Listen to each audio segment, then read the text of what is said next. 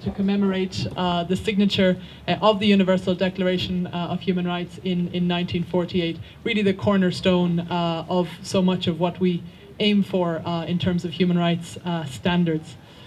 Today is also the end of the 16 days of activism against gender-based violence, a very relevant issue here in South Sudan, as in many of our own countries. And today is also the 10th anniversary of the EU Charter of Fundamental Rights and the 30th anniversary of the UN Convention of the Rights of the Child. So human rights is an absolute core value for the European Union. We have the strongest protection regime in the world, but we are still very far from perfect or from where we would like to be. And I think it's important to recognize that no country actually is where we should be in terms of human rights. But we do put human rights in the very core of our relationship with partner countries such as South Sudan.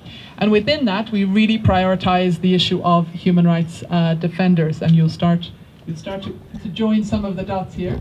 We're all very interested in the peace process here, and I think we can all recognize that for a sustainable peace, you need freedom of expression, freedom of association, freedom of assembly, some of those really core rights, and human rights defenders, many of you in this tent, I was going to say in this room, in this marquee, I think are wonderful examples of what is really the work that you're doing to really promote human rights. But as well as supporting human rights defenders, we also try to learn from human rights defenders in terms of our own work. And that is really what this evening is going to be about. We told you it wasn't a normal reception. Now you're going to see why it's not a normal reception.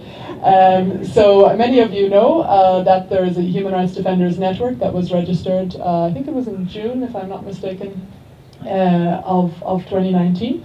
And together with this network, we organized a special event this evening, which might be the first time it's happened in South Sudan, maybe even anywhere in the world, because we're going to do a little bit of human rights speed dating.